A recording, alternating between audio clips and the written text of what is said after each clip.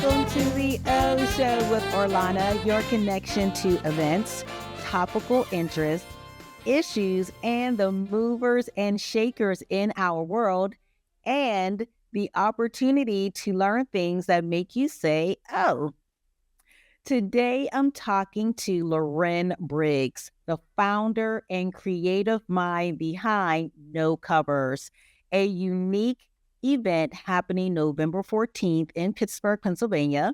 No Covers is more than a showcase. It's a movement that gives local artists and musicians a platform to share their original work. No covers, no replicas, just creativity. Loren has built a space where authenticity and artistry take center stage, and Pittsburgh's creative community is taking advantage and taking notice. Loren, welcome to the O Show. Oh, what an introduction. Thank you so much. I feel welcome. Thank you for having me. So let's dive right in. Let's start with the heart behind it all.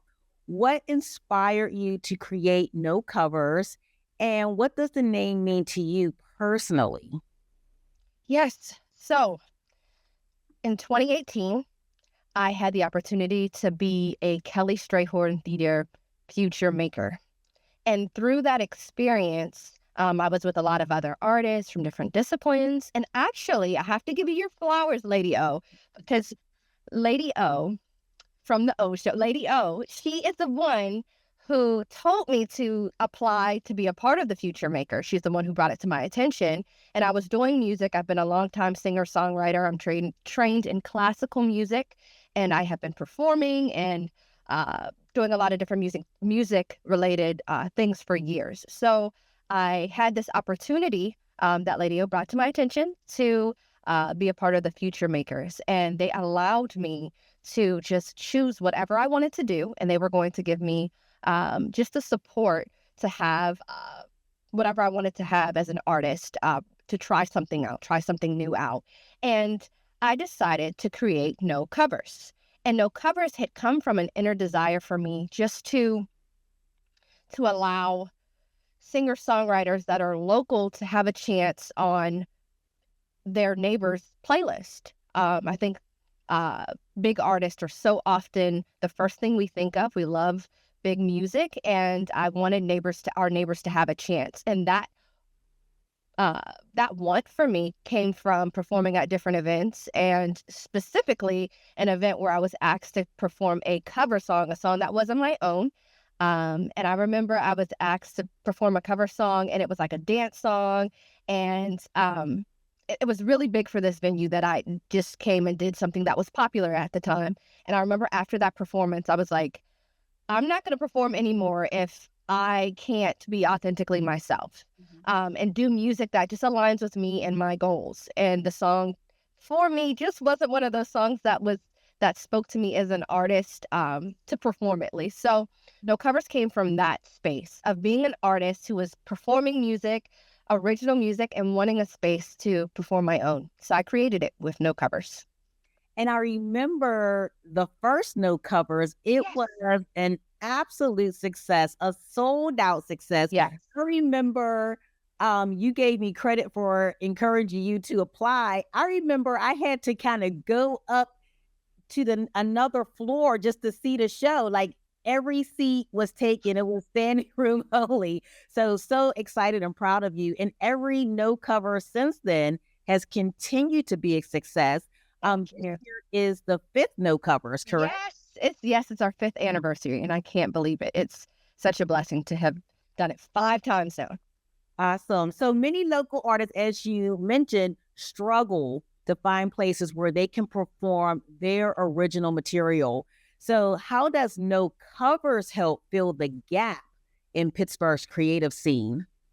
Yes, so No Covers is a place where we seek artists that are singer-songwriters creating positive, encouraging music. It can be from any genre because we want it to be diverse. We want it to kind of just be this visual art piece where you see like, oh, this is slow tempo, this is jazzy, this is rap. Like we have something for everyone at the show, and the songs are organized in a way in which we can keep you on the edge of your seat. So there's no opener. There's no like, oh, this is the best one. Each artist is professional. They're incredibly different, and we're trying to hit every genre.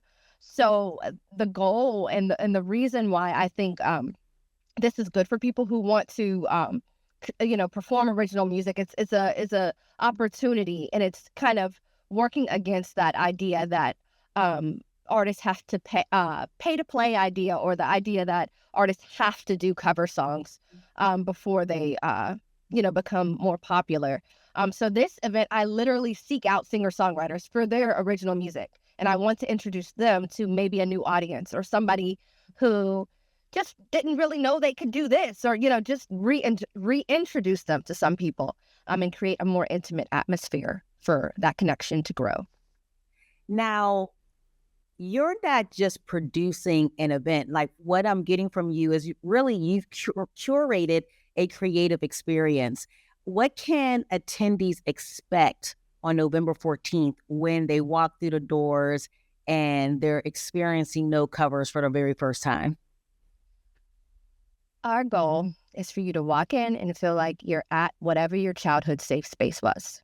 So if that's grandma's house, if that's the ice cream shop around the corner from your home, your aunt's house, whatever that is, we want you to feel right at home in the No Covers intimate concert space. Because everybody says they have something for everyone, but we went above and beyond to make sure that we do try to see everyone in our community as best as we can, and learn more about them and create a space where they feel safe. So that's what we want you to feel. We want you to feel like, oh, like they know me already. And just an intimate concert. We're not in an auditorium or somewhere where that intimacy is a little bit more challenging to experience. So it's just a very small, cozy concert. That's what we want you to see and feel.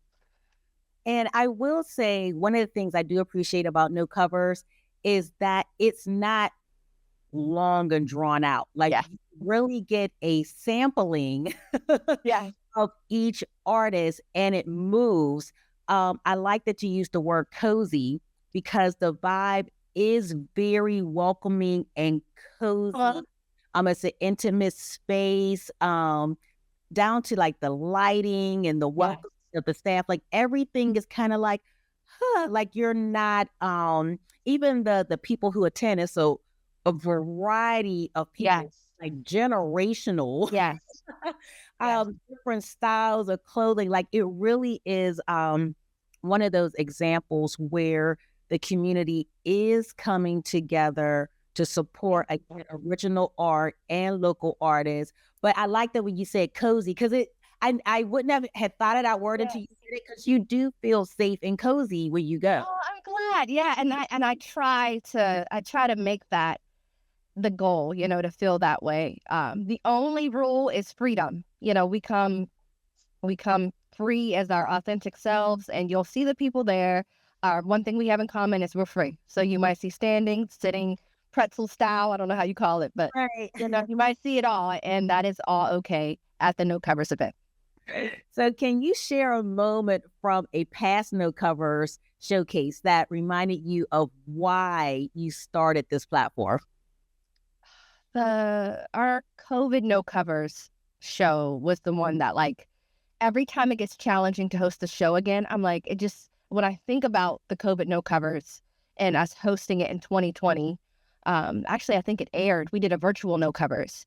But I remember we had that show, and one of the artists told me, like, this is the only paid show I had this year. And with tears in her eyes, like, this is the only show that I had that, like, she was like, thank you. Because even for me, I believe that it was one of the few moments that I even had to perform at all during that year. So for us to, like, stick it through and to just be, to still be able to invest in local artists, because for me, that is one of the most important things with this. Every year, we try to not ask the artists to do more work, but pay them more, get more funding, even just sweeten the deal. If we can do, this time we'll do live videos of you performing that you can use, just more things that we can give to the artists, because their work is priceless. So in short, because I love talking about No Covers, I could go on forever. But No, yeah, that moment when I was talking to one of the artists from 2020 show um, was really special because it reminded me of like, wow, we need spaces because the world doesn't always offer it to artists. Right. And I'm glad you brought up the COVID no covers because for me, I was working more in an artist space during that time. Yeah. And it never occurred to me how there are full-time artists. Yeah. COVID shut Yeah. everything down. So yeah, I could see why that would be Yes. memory for you that you helped someone earn some income during that time. Yeah, yep. It was really, really special. And I think people sometimes even I forget, like the local artist, the way that they are full-time artists is often like they're voice teachers, right? They're voice teachers. They work with a lot of after school programs. They're also some of them are multi discipline. So they're able to do like painting or they're producers, so artists are so multifaceted these days and they're professionals in this way, especially here in Pittsburgh. So I feel like there's never enough room and never enough places to show what we have here, you know. Pittsburgh has such a rich musical and artistic culture. How do you see No Covers contributing to that ongoing legacy? Yes, I agree that Pittsburgh is just, when you look at the history of Pittsburgh and we think of jazz and we think of all of these huge, um, authentic artists that came from here, I think that No Coverage just continues what was already started, right? We just continue to highlight the artists that we have here, and we're just so different and so diverse, and we continue that pushing that story of Pittsburgh music forward. And I think in a time where the industry is just so oversaturated, like you're able to see so many people online, which is such a great, beautiful thing.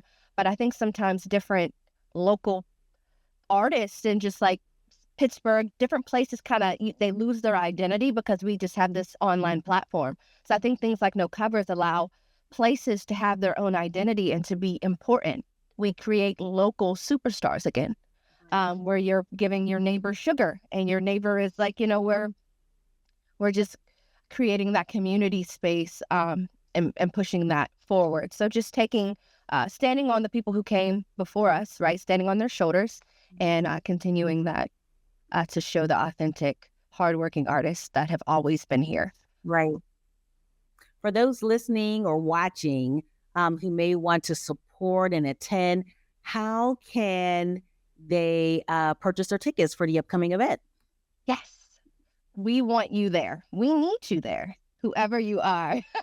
So you can go to nocoverspgh.com and you can get your tickets. You can also learn more about No Covers, my story, and the artist. We even on our No Covers is No Covers _ on Instagram. You can look us up. You'll see different artists that will be there this year.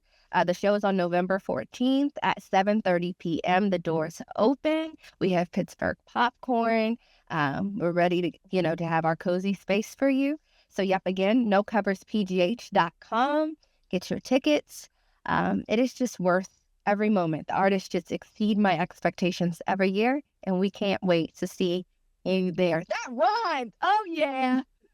Always a songwriter. Always a songwriter. You know what? I have one more question before you go. This just popped in my head. And I'm not sure if I should ask this question, but I'm going to. How do you choose your artists? Do they apply? Or are you always just on the search for artists? And if you see someone you like, you approach them. What's that like? Yes. So when I first started No Covers, I didn't have a team or anybody. So I'm like, I'm just going to go to the people from Pittsburgh that I'm a fan of and ask if they'll do a show. So that's how it started. But now that I've grown and we're listening to the feedback of people who've come, we get artist referrals from everywhere. I have a team of 3 people from venues I've been at. They're like, hey, check out this artist, check out this artist. So as long as they're a local artist in Pittsburgh or, based here or surrounding areas, and they are a professional artist, and in my eyes, what that is for No Covers is someone who is just regularly trying to better themselves at their craft. So we try to make sure that it's not really an open mic. We have something where you trust our space and you trust what we chose. So we do make sure they're professional artists. But honestly, I like to have every different genre. I want to just bring it all together and have it be one nice two-step together. So, yep, now we get referrals. People tell us if you DM the No Covers Instagram page, you might just see them next year or the year after because we have it annually. And yeah, that's how we get our artists. And the other requirement is just clean music. So some artists do express themselves and sometimes in very powerful, passionate ways that may not fall into the line of clean music. But for our show, we have worship leaders there, and we also have rock artists and trap artists. So the way that we keep everyone respected is by keeping the music clean. So other than that, if you think you should be on No Covers next year, I think so too. Send me your information. No, and I wanna reiterate again that it really is a wide genre of music. How many artists? Is it 5 artists? So this year there's 8. There's 8 artists. And the last thing I'm going to say, though, is I had one artist say, wow, like this other girl who's on here. So one artist is a rapper and the other girl is more jazz, like neo soul feel. And, all artists mix and match in genre. But these 2 different artists were like, wow, I always felt like we were so connected, but nobody ever put us in a show together because our genres are different. So it's really cool to create that space where it's like, no, I feel that connection. I think your listeners feel it, and to kind of put them together, even though they're in completely different genres. So yeah. No, and I love No Covers again because it is so many different genres. Like I remember one year it was like folk. Yeah. Was listening to hip hop. Then someone, it's like gospel. Yes, right. Thank you. And it was, it's funny because I have people, I remember it was actually my sister afterwards. She was like, and typically she wasn't really into listening to folk music. And I remember afterwards, she was like, I can't get the folk singer out of my head. Can you send me her information? Like, I'm like, really? I think she was my favorite. I will always remember her because I was like, am I like jamming folk? Yes. I think that was Kaylee Kaufman. Shout out to Kaylee Kaufman. She's still an incredible artist. Yes. Well, I'm excited. I plan on attending this year. I encourage everyone to get your tickets. It's No Covers. Right. It's nocoverspgh.com to get your tickets. Where is it going to be held? So it will be at the Energy Innovation Center. So that is on Bedford Avenue. Yeah. So will be 7:30 p.m. It'll start. Yes. And we do not keep you long. We like to say it's a visual art piece. So once it starts, we're rolling. We're in there about no more than an hour and a half. And then the vibe continues. You can stay and chat. We are here to still be cozy with you, but you can get on with your evening if you like. So we are not going to hold you. It's short, sweet, but it is powerful. And I think it's just significant and beautiful. So come on out. I agree. Loren Briggs, founder, creator of No Covers. Thank you so much for joining me today. Thank you so much, Lady O. I'm so excited. Thanks for having me again. I can't believe, I was invited back. Yes, of course. You are the OG, the GOAT. Thank you. Thank you so much. And thank you all for tuning into the O Show with Orlana. Until next time, shiny. Welcome to the O Show with Orlana, your connection to events, topical interests, issues, and the movers and shakers in our world, and the opportunity to learn things that make you say, oh. Today on the O Show, I am joined by a woman who decided to stop waiting for the perfect moment and instead create her own. Kirsten is a bold and passionate business owner who stepped out on faith, embraced uncertainty, and turned her vision into a growing brand. Today, we'll talk about what pushed her to take the leap, the challenges she had to overcome, the wins she's celebrating, and the lessons she wishes she knew before she launched her business. And for those of you who are building something of your own or you're dreaming about it right now, I encourage you to especially to listen close. So, Kirsten, welcome to the O Show. Orlana, I am so excited to be here. You are so wonderful. The show is awesome. I love listening to you and getting to hear from people that are doing awesome things in our city. It's great. So I'm excited to be here. Thank you so much, and thank you for listening to the show. I appreciate your support. Yeah. So let's start with the heart of your story. What was the defining moment when you knew you were ready to take the plunge and become a business owner? I think I think there are so many moments that build up to someone wanting to own something for themselves. And for me, it was a few different things. It was having been raised by entrepreneurs. Both my mother and my father owned businesses for 35, 40 years. And I watched their impact on the community, and I just so admired them for that. So I always kind of knew I wanted to own something for myself. And I think a couple of things happened. I ended up getting laid off from my corporate job, at my big fancy assistant buyer job, really shortly after college. And I thought, I don't love that someone else has control over my life. And a year after that, I was working for a small business owner, or for a small business owner team. And I really, really loved being super hands-on, but I wanted more. I didn't want to be capped off as far as if I had marketing ideas or if I wanted to bring in this or that or spend money on this and I just felt like there was something inside of me that said, you could do this, you could do it better and different, and that's okay to go out and step out and try and do it for yourself. So a family friend of ours actually, he was an orthopedic surgeon here in Pittsburgh, and he was the one who planted this idea in my head. He was the one who said, I'd love to send my my patients to someone who could help and care for them the way that I do, and I would trust you to do that if you were to open a shop over near me. So that's what got that idea in my head for what we are today. But it was all of those things leading up that were both negative and positive that I think really launched it. So tell us about your business. What do you do and who is your business created for? Sure.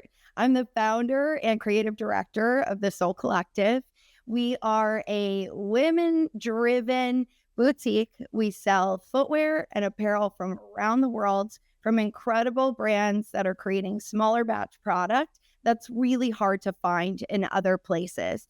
A lot of what we do as far as curating our goods is being the people who go out and seek the interesting, unique, special items that you just can't access unless you're going to a larger metropolitan area or you're going abroad to Europe or Asia. So that's our role. And beyond the curation of amazing, incredible product that's really fun to wear, we also are super focused on engaging women specifically and helping them find their personal style and really encouraging them to step out into the world wanting to express themselves, to look different, to feel something when they put on their clothes, because they're going to be walking into that board meeting or they're going to be heading to the PTO meeting for their kiddos. So giving them the outerwear to be able to help them feel confident and excited to be who they are in their everyday life.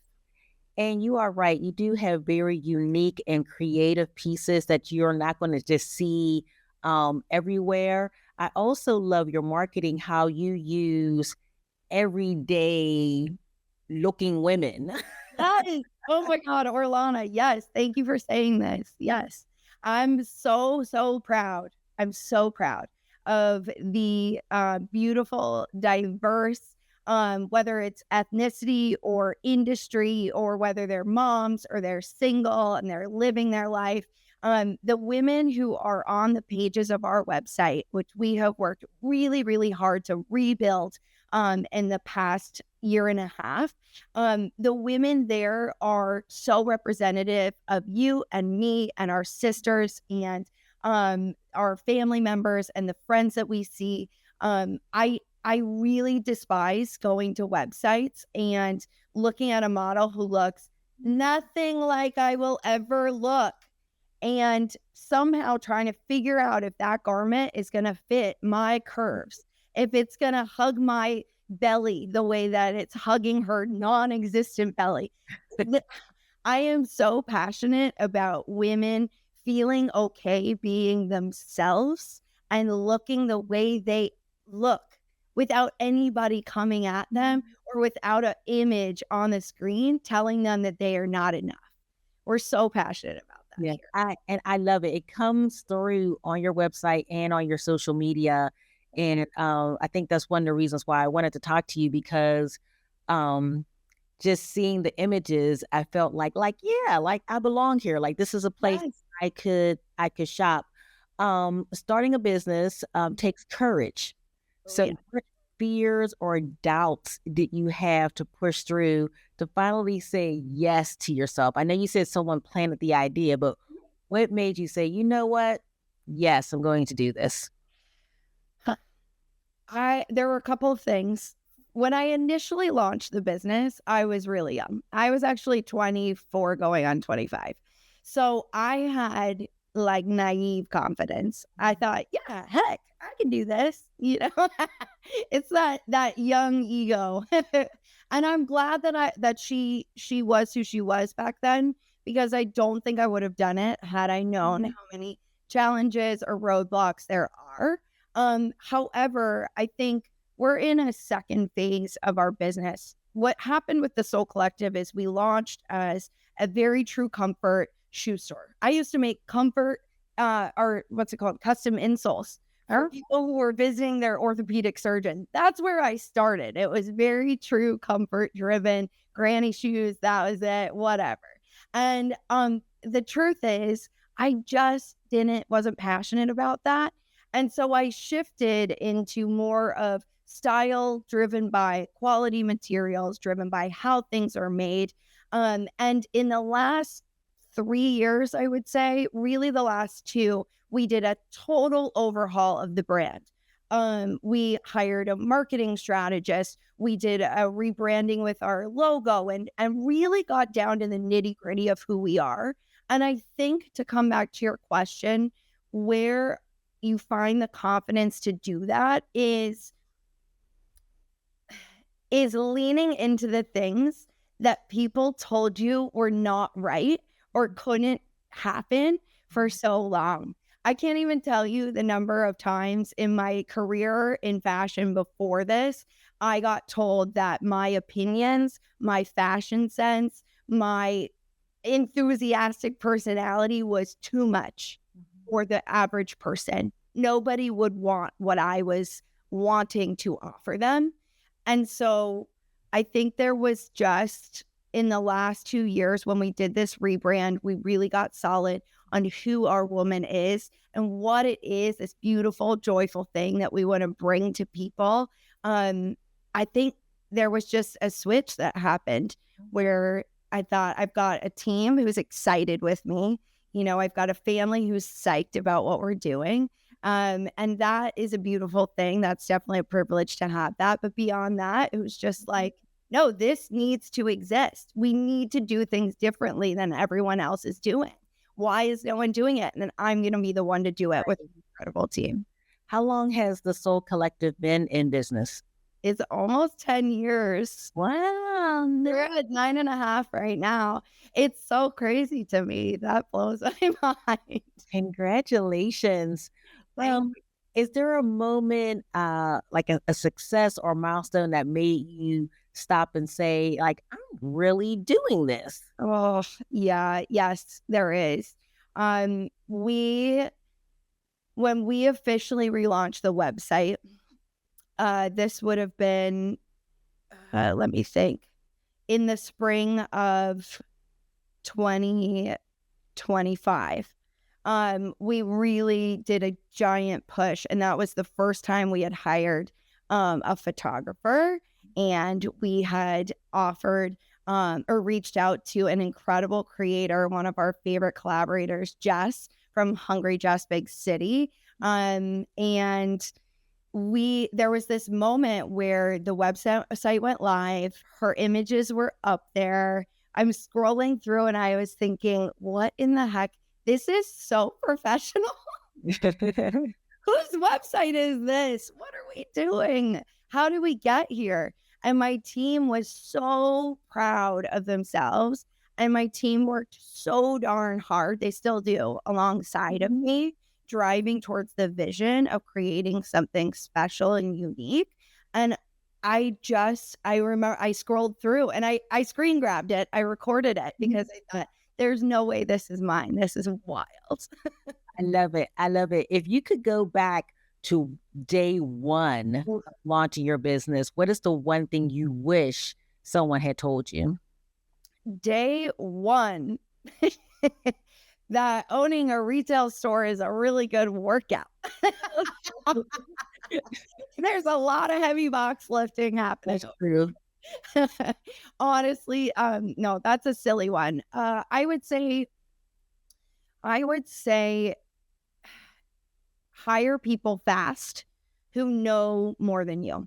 I really resisted hiring people to be my partners in the business. And I definitely, that's the one regret that I have. And you know, you don't know what you don't know, live and learn. But it was because of my own insecurities around my skill set or lack thereof that I resisted trying to find people to fill in certain gaps in the business. And honestly, the business suffered because of it in the early days. I am so grateful, especially for my husband, who's one of my advisors. He has bought and sold and created multiple businesses. I'm lucky to have that in my back pocket. But he was the one who really, really pushed for me to look to hire people to help me get to the next level. I love it. And you're totally right. Retail, you do have to be strong. Like, it's a lot of boxes and sorting. I started in retail, and then when I went from clothes to makeup, I was like, oh my God, this is so much easier. What a treat. So you were right to say you need some strength.